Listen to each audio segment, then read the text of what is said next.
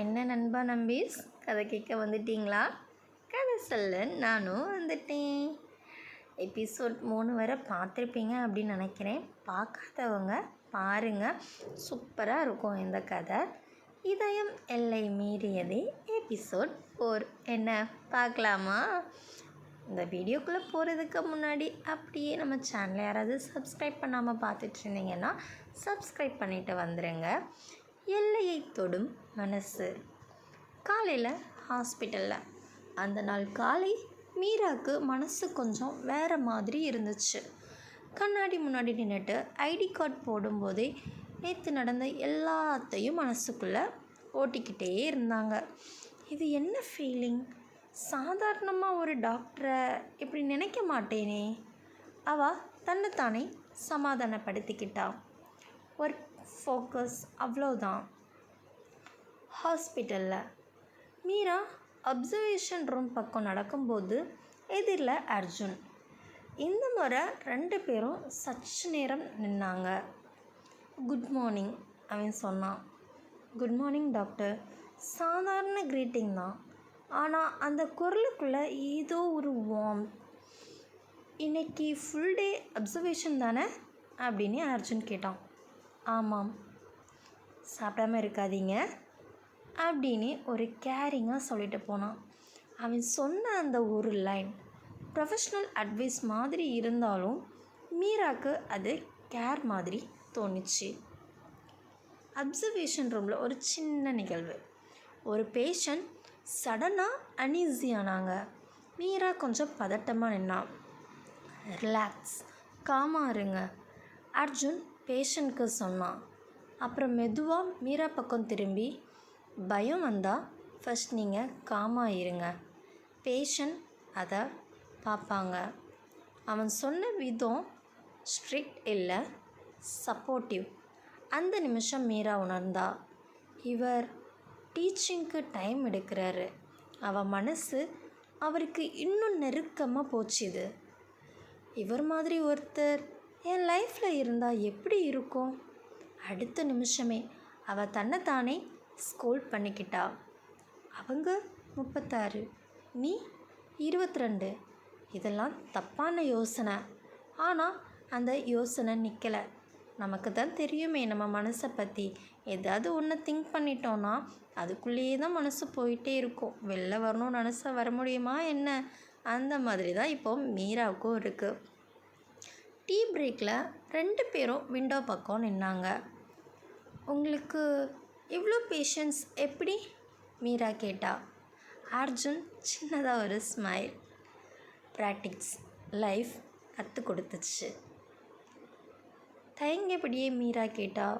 Family? அவன் ஒரு நிமிஷம் சும்மா இருந்தான்.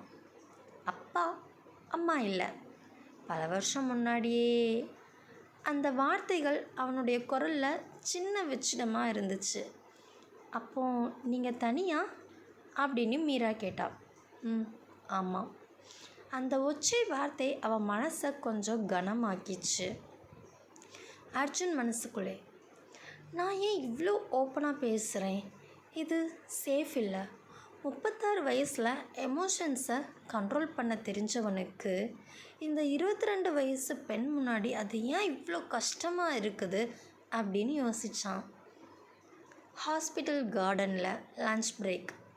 மீரா கார்டன் பெஞ்சில் உட்கார்ந்துருந்தா. அர்ஜுன் தூரத்துலேருந்து பார்த்தான். அவளை தனியாக விட்டுடலாமா, இல்லை ஜஸ்ட் சிட்? அவன் செகண்ட் ஆப்ஷனை தான் எடுத்தான். அவள் பக்கத்தில் கொஞ்சம் டிஸ்டன்ஸ் வச்சு உட்கார்ந்தான். லன்ச் சாப்பிட்டீங்களா அப்படின்னு கேட்டான். இல்லை அப்படின்னு சொன்னான். அது நல்லதில்லை அப்படின்னு அவன் மெதுவாக சொன்னான்.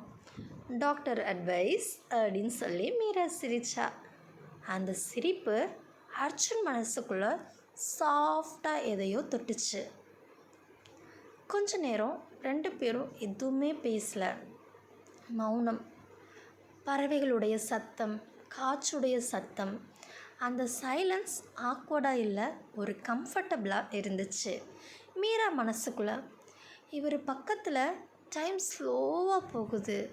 அர்ஜுன் மனசுக்குள்ள இந்த கம்ஃபர்ட் டேஞ்சரஸாக இருக்கும். மீரா அவன் ஃபஸ்ட் டைம் அவள் பெயரை டைரக்டாக சொன்னான். அவள் திரும்பி பார்த்தா.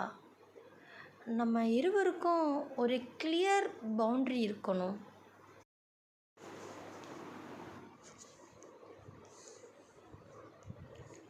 நீங்கள் ஸ்டூடெண்ட், நான் டாக்டர். நான் உங்களை ரெஸ்பெக்ட் பண்ணுறேன், அதனால தான் கேர்ஃபுல்லாக இருக்கணும். அந்த வார்த்தை மீராக்கு ஹர்ட்டாக இல்லை, ஆனால் ஹெவியாக இருந்துச்சு. நான் புரிஞ்சிக்கிறேன் அப்படின்னு சொன்னான். ஆனால் அவள் குரலில் ஒரு டிசப்பாயின்மெண்ட்.